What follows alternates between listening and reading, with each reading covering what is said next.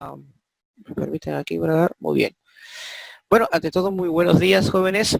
En esta segunda semana vamos a hablar sobre la división de la economía.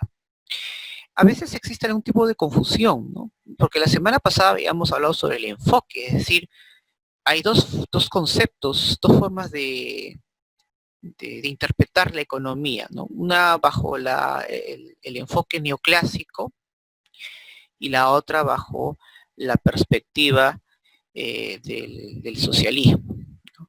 Hablamos de la economía política, no confundir con política económica, que eso también lo vamos hoy día a desarrollar. ¿Cuál es acá es la confusión? La confusión es, enfoque es lo mismo que división de la economía. No. El enfoque es los conceptos que se tiene con respecto a lo que se debe conocer como economía. En el mundo occidental, mayormente estudiamos la economía clásica, ¿no? La economía, la definición del enfoque neoclásico, en el cual pues que estudia la economía según el enfoque neoclásico, tratar pues de utilizar los recursos limitados que tenemos para poder lograr la satisfacción que es ilimitada, ¿no? Aquí la economía se preocupa mucho del tema de la escasez. En cambio, la economía política estudia pues las relaciones sociales de producción. Cuando nos referimos a la división de la economía, estamos bajo el enfoque neoclásico, de la economía clásica. Dentro de ella tenemos la economía positiva y la economía normativa. Ahora, ¿por qué es importante la división de la economía? ¿O por qué se debería dividir la economía de esa manera? Bueno, si se busca resolver los recursos que son limitados para poder lograr la mayor satisfacción de las personas, entonces se tiene que plantear soluciones. Pero para que se puedan plantear esas soluciones, tiene que haber un estudio, ¿no?, de estos fenómenos económicos para luego plantear principios, leyes. Bueno, el primero sería teorías, principios, leyes y poder solucionar, ¿no? ¿Y cómo lo solucionamos? Obviamente a través de modelos económicos que nos permitan salvar la economía en este momento. Como lo que ocurre pues en nuestros tiempos, ¿no? Que ahora pues ya no existe ya no hay un modelo económico. La globalización o el neoliberalismo prácticamente llegó a su fin. Hay que recordar pues que el neoliberalismo surge en los años 70, varía en los años 90, a la cual nosotros llamamos la globalización, y desde el año 91, con la caída pues, del bloque soviético hasta el 2008, es donde se logró expandir este tipo de modelo económico que prácticamente llegó a su fin. Entonces, lo que ahora se está viendo de aquí en adelante es un nuevo modelo, ¿no?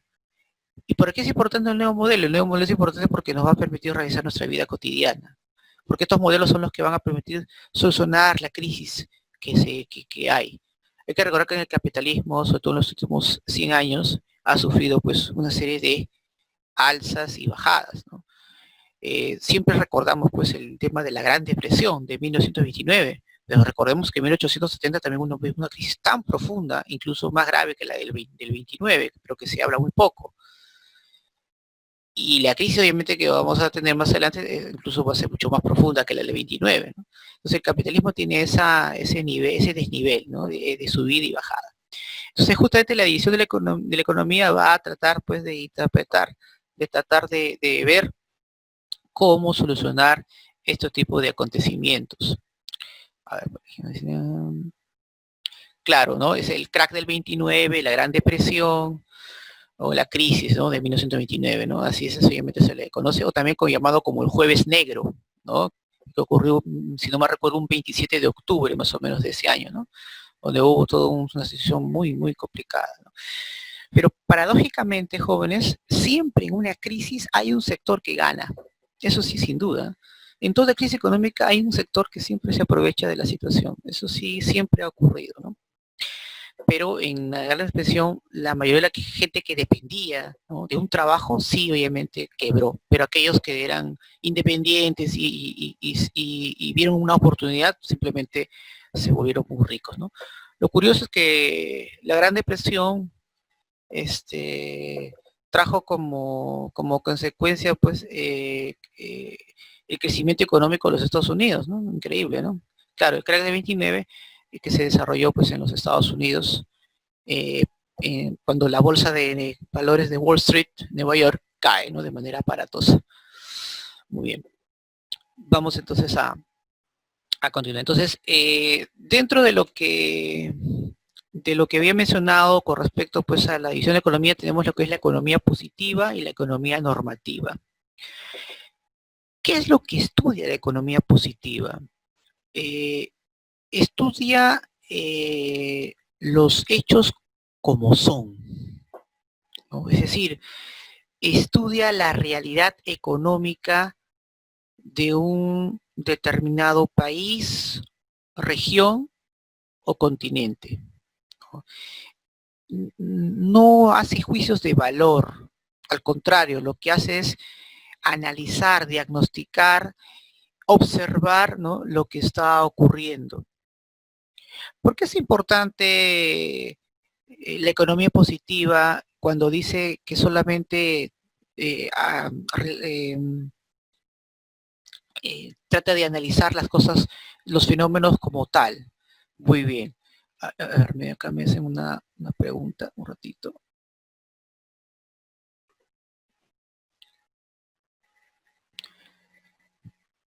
Correcto, ¿no? Escasez, mercado, variación. Aunque si la pregunta es por qué causó la Gran Depresión, pues sin duda fue por la sobreproducción, los monopolios y que los bienes que se fabricaban no eran heterogéneos, sino homogéneos. Entonces, eso obviamente fue una de las causas principales por la cual se desencadenó la Gran Depresión. Entonces, como mencionaba, la economía positiva, ¿no?, estudia los fenómenos, los hechos económicos tal y como son, ¿no? Por ejemplo, ¿no?, eh, si, por ejemplo, nos hacen una pregunta, que de hecho vienen así más o menos, sobre que en el 2008 ocurrió una importante crisis en Asia y que esto repercutió a los diferentes países, ¿no? Y hace todo un análisis de las cosas que se dieron. O sea, no está tratando de interpretar, sino más bien está tratando de describir, ¿no?, las cosas que ocurrieron en el 2008. Entonces, eso sería una economía positiva. ¿Por qué? Porque está estudiando los hechos como fueron, sin dar una cuota individual o personal de la situación. Ahora, dentro de la economía, voy a sacar esta parte aquí porque creo que les estorba. A ver, un ratito. Ya. Dentro de la economía positiva, tenemos la economía descriptiva y la teoría económica. Estos son dos elementos interesantes que vamos hoy día a estudiar. Por ejemplo, ¿qué es la economía descriptiva? Bueno, lo que va a buscar es tratar de estudiar, ¿no?, la información, de registrar todos los datos de la información económica, de la economía, pero de la realidad económica. ¿De acuerdo? Ahora, en el caso del Perú, ¿quiénes son las instituciones que se encargan de registrar estos datos para analizar la realidad económica de un país? El Instituto de Estadística, el INEI, por ejemplo, es el que más se encarga a través de los censos, por ejemplo. Cuando se realizan los censos, pues no solamente pues, quieren saber, pues, la cantidad de la población, ¿no? Obviamente hay otras cosas que también necesitan saber.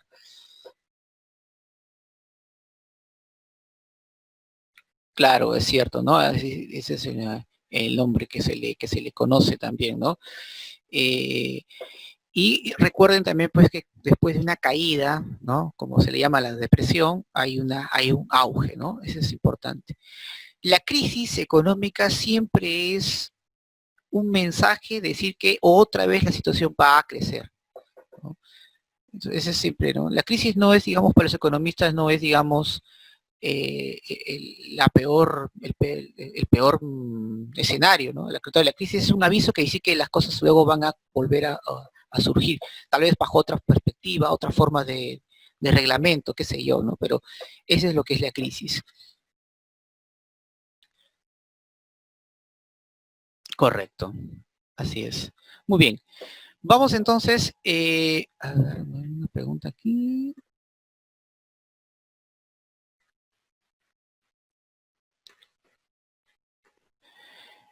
Bueno, si esto ya había ocurrido en el siglo XIX, eso de las crisis, estos temas económicos, estos fenómenos económicos, obviamente hay una intencionalidad, ¿no? La intencionalidad es obviamente rehacer todo, ¿no? Eh, una cosa muy importante, ¿no? Cuando hay una crisis económica o hay unas guerras, ¿cuál es el lado positivo? Que todo vuelve a cero, es decir, las deudas, los compromisos que se tenían simplemente se terminan. Entonces, si yo soy empresario, hay una crisis económica y yo tengo muchas deudas, yo estoy feliz, porque ya no pago, porque ya no hay forma, no hay manera como me puedan obligar. Las guerras, por ejemplo, sirvieron bastante para desgravar la economía. Tenemos ejemplos de la Primera y Segunda Guerra Mundial, por ejemplo. La Segunda Guerra Mundial, una de las razones fundamentales fue justamente porque como había una crisis económica, la mejor manera de desgravar esa crisis era mediante una guerra para poder obviamente solventar la economía. De que el origen de la guerra se dio por Adolfo Hitler, no, en realidad es una falsa. Acá las guerras básicamente fueron por otros intereses. Una de ellas también era pues acabar con el socialismo, ¿no? Era acabar con el Estado soviético, ¿no? Pero bueno, esos temas también ya lo tocaremos en historia universal, ¿no? Obviamente, ¿no? Muy bien. Vamos entonces, así es. Muy bien, entonces, como yo había mencionado, el INEI o el Banco Central de Reserva utiliza instrumentos para poder, obviamente, describir la economía, la realidad económica de un país. Ahora, ¿para qué me sirve esta información?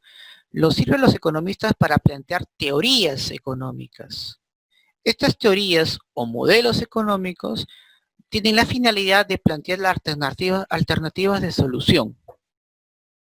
En el caso de nuestro país, obviamente, la economía, al ser dependiente de los grandes capitales extranjeros, estos modelos obviamente no se fijan en base a nuestra realidad, sino en base a lo que impone el Fondo Monetario Internacional, a lo que impone el Banco Mundial. Entonces, ante esa situación, estos modelos se han ido aplicando y vemos pues los resultados. América Latina, por ejemplo, ha sido un experimento total, por ejemplo, del modelo neoliberal. El primer país neoliberal en América Latina fue Chile. En los años 70 aplicó el modelo neoliberal. En el Perú llegó durante el gobierno de Morales Bermúdez, pero recordemos que el gobierno más neoliberal que tuvimos fue durante el gobierno de Alberto Fujimori. A ver, me dicen acá. Ah, correcto. Sí, justamente una de las fórmulas de la Gran Depresión también que usó Roosevelt era pues mandar a la gente a que compre, ¿no? Porque en este caso, al comprar, la producción no cae, ¿no? Porque recuerden que eso también lo vamos a estudiar más adelante, el proceso económico es algo que hay que tomar en cuenta. Ya. Ahora, el caso de Chile, digamos, por ahí dice que hay un adelanto por todo el tema del neoliberal, pero recuerden que el año pasado, o este año incluso, sí, el año pasado, si me recuerdo, hubo una crisis tremenda, un conflicto social tremendo, porque obviamente la clase media, si visto, creció en su debido momento, pero hasta ahí nomás llegó, hasta un tope. Esta clase media que ya tenía la capacidad para poder pasar a la siguiente fase, que era obviamente una vida de calidad, se le impidió. Y ahí donde obviamente hubo la explosión social. Esta crisis, este conflicto social que hubo en Chile no era por las clases populares, era de las clases medias, básicamente, que les impedía obviamente alcanzar el siguiente nivel, ¿no? Y entonces llegó. En realidad, pues existe un descontento tremendo, ¿no? En ese aspecto, ¿no? En otros aspectos, Chile ha mejorado continuosamente, pero en otros ámbitos la situación ha habido tremenda. ¿Por qué? Porque el ejemplo o el neoliberalismo nos dejó una verdad absoluta. Solamente ganan unos pocos. Características del neoliberalismo: la inversión privada, el Estado no interviene, las empresas hacen lo que quieren, entonces obviamente quien sale ganador solamente son las transnacionales, ¿no? Las compañías, y solamente un pequeño grupo es la que se aprovecha de esa situación. ¿no? En el caso del Perú, por ejemplo, se planteó el neoliberalismo, un modelo, una teoría económica impuesta obviamente por el Fondo Monetario Internacional, y vemos pues que la situación no ha ido, digamos, de todo bien, ¿no? Claro que obviamente la corrupción, los malos manejos administrativos del Estado, eso impidió pues que la situación se lleve pues de una alternativa, de una mejor alternativa, ¿no? Que lamentablemente no se pudo desarrollar. Eh, entonces, esa es la situación. Ahora, de ahí que digan que hay que cambiar un modelo económico distinto al neoliberalismo, imposible, ¿no? Como país dependiente no podemos tener nuestro propio modelo económico, ¿no? Vamos a tener que estar supeditados a los modelos que vienen y se van a imponer. Eh, ¿Qué es lo que se viene para los próximos años? Posiblemente exista eh, una especie de integración económica regional por el momento. Algunos analistas consideran pues que los futuros polos económicos va a ser América Latina y Euroasia, ¿no? Mientras que tanto Estados Unidos va a tener todavía un rezago de 10 años, ¿no? Por toda esta situación que obviamente que está conllevando.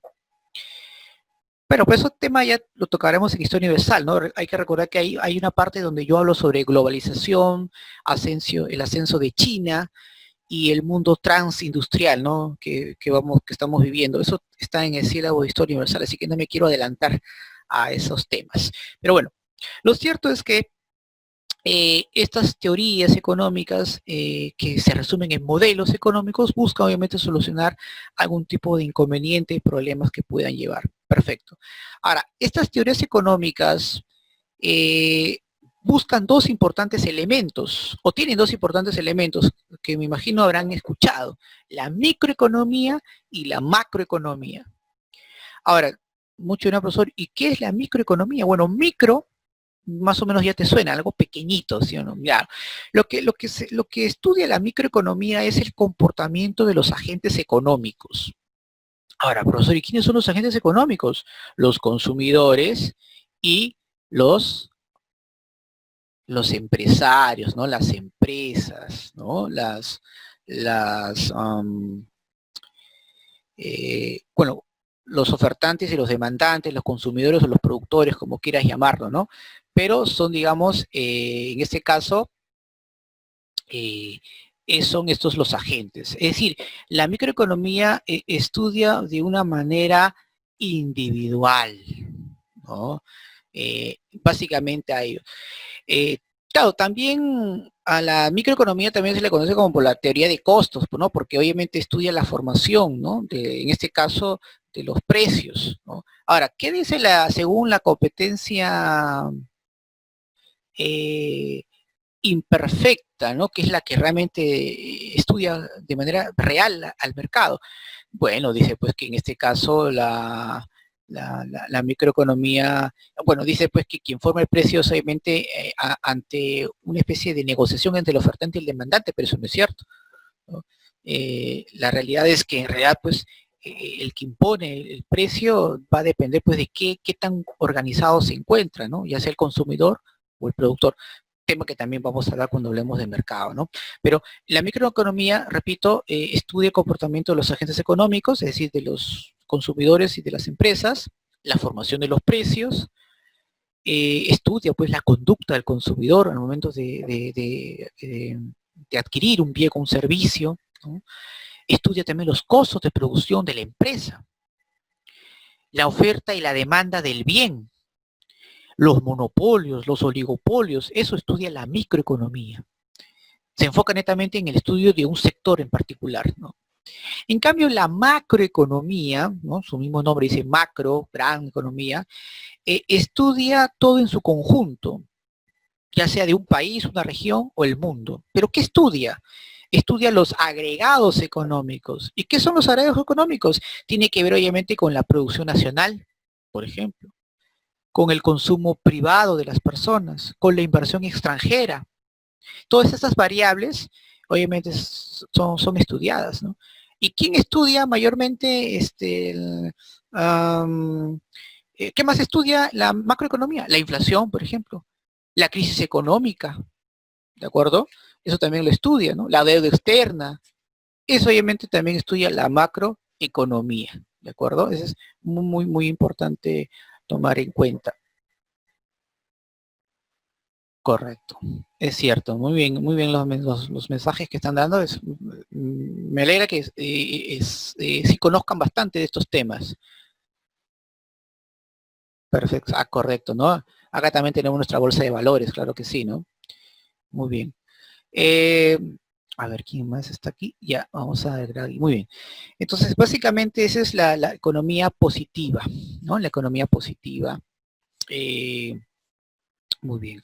Vamos ahora a estudiar, en este caso, me había olvidado mencionarles, eh, el representante, ¿no? En este caso de la microeconomía, es Alfred Marshall, ¿no? Que a través de sus postulaciones ha podido desarrollar bastante esta información, estos elementos que acabo de mencionar sobre la microeconomía. Y con respecto a la macroeconomía, el máximo representante es nuestro amigo John Maynard Keynes, ¿no? Este es importante, estudioso, economista norteamericano que había estudiado la demanda efectiva y que en la cual pues él analiza de que ante una crisis económica la mejor solución es que el Estado intervenga, ¿no? Y así fue, ¿no? El Estado durante el periodo de Roosevelt intervino para pues apalear la Gran Depresión. Él fue, digamos, uno que utilizó una receta económica, un modelo económico para pues momentáneo, claro está, para poder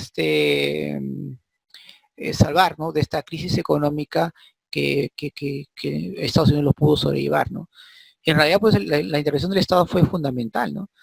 Si bien es cierto, pues Estados Unidos siempre ha dicho que tiene una política de liberalismo donde el Estado no interviene, hubo momentos donde los Estados Unidos como gobierno intervino, ¿no? Para salvar la crisis, y el gobierno de Donald Trump también pues está también por ese lineamiento, ¿no? Él es neoliberal, ¿no? Y lo hemos visto, ¿no? Por eso es que tiene muchos enemigos y estos disturbios que se está viendo, pues, eh, son un ejemplo, ¿no? De ello.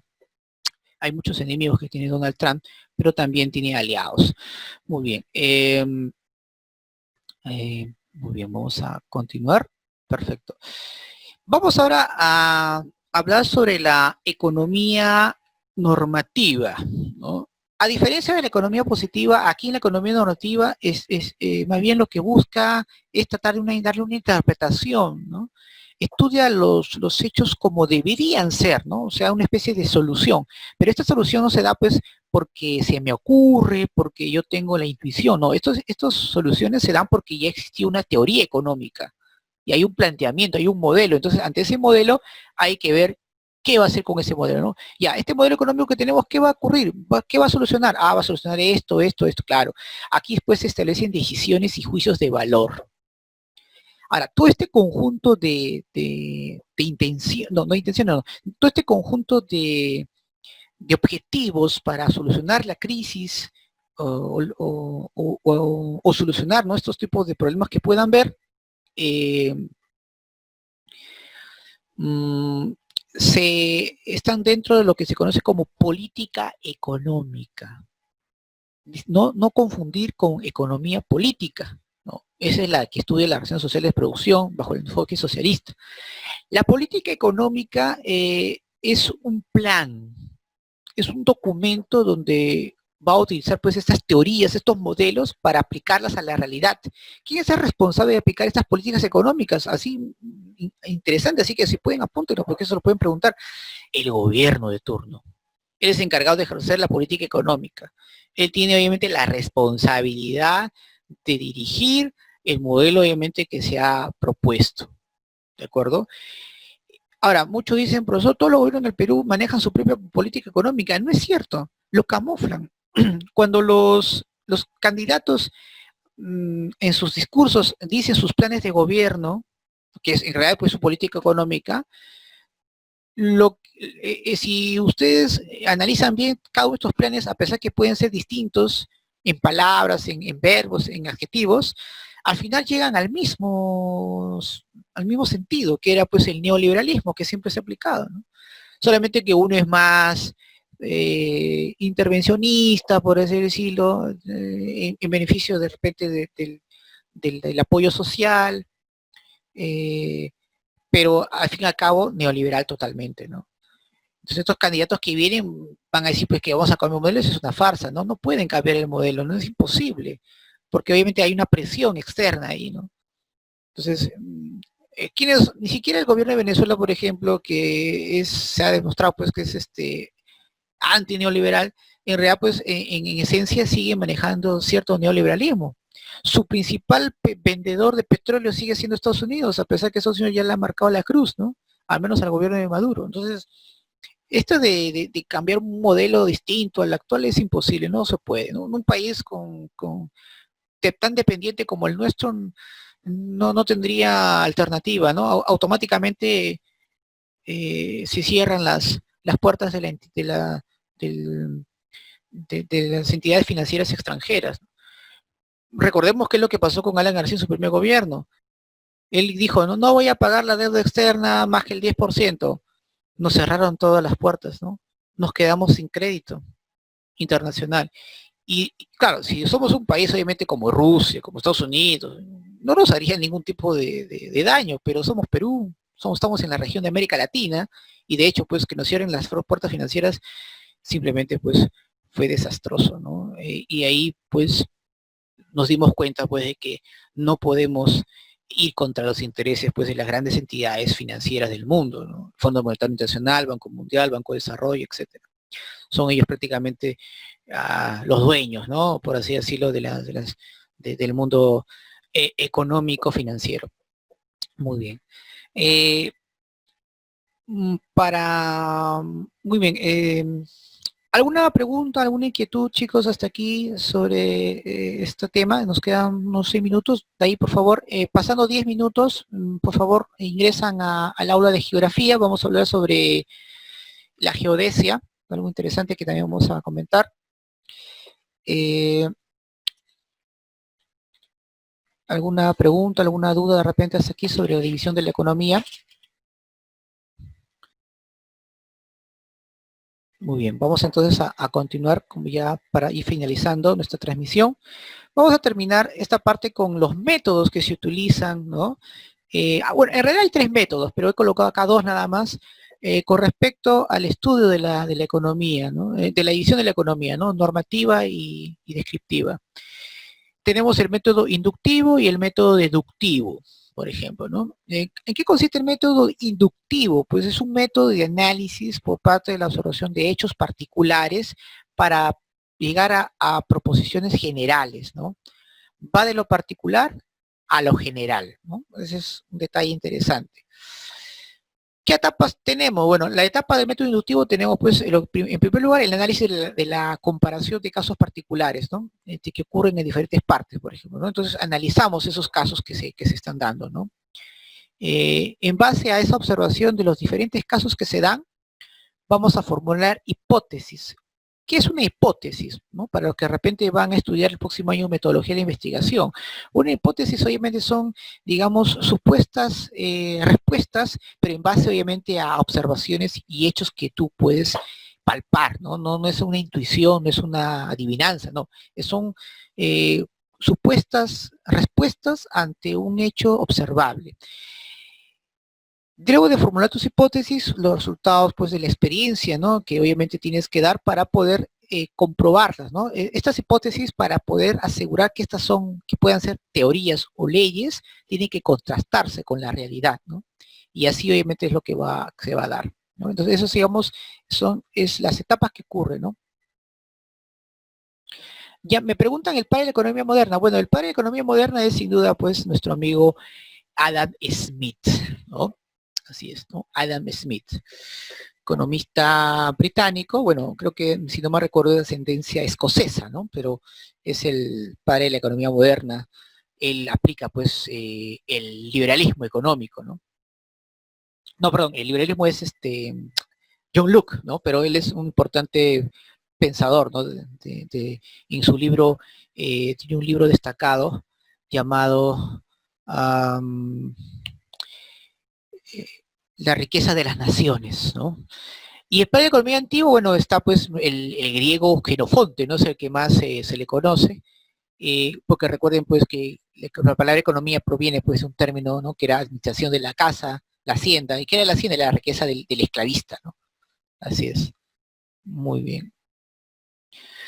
Y para terminar, ahorita se nos cierra la transmisión, vamos a hablar sobre el método deductivo, ¿no? Es un método de la síntesis, ¿no? Consiste pues en partir de un principio general o una ley para luego pues llegar para llegar después al estudio de los hechos particulares. De una ley ya general vamos a aplicarlo esto en un hecho particular, en un determinado país, por ejemplo, que tiene una crisis y vamos a estudiarlo, ¿no? En base ya a un modelo, ¿no? Y ese es el método deductivo, ¿no? ¿Cuáles son las etapas? Bueno, lo vamos a formular principios y leyes generales que existen y vamos a comprobar si esa ley o teoría se aplica en un determinado país, ¿no? De acuerdo a la realidad. Ahí se da pues el estudio comparativo de los casos particulares. Pero recordemos pues que la economía es muy compleja, ¿no? Porque la hacen los seres humanos y hemos visto pues que los modelos económicos pueden apalear por un tiempo la crisis o los fenómenos económicos, pero luego ¿qué ocurre? Otra vez empezamos a pasar por esa situación complicada para el ser humano, para la sociedad. Entonces, por más modelos que se den, solamente apalea. Es como, por ejemplo, cuando tú tienes fiebre, ¿no? Y te tomas tu Panadol, solamente apalea la fiebre, pero no soluciona el problema total, ¿no? Ese es el problema, ¿no? ¿Y por qué? Porque obviamente hemos llegado a un mundo donde prácticamente ya se expandió totalmente, ¿no? Ya no hay recursos, obviamente, que seguir explotando para la tanta demanda que tenemos. ¿Cuál es el futuro? Pues obviamente mirar hacia arriba, ¿no? El espacio, ¿no? La conquista del espacio. Pero bueno, nuevamente es un tema que no voy a tocar porque no es de economía totalmente, así que no vamos a expandirnos en ese aspecto.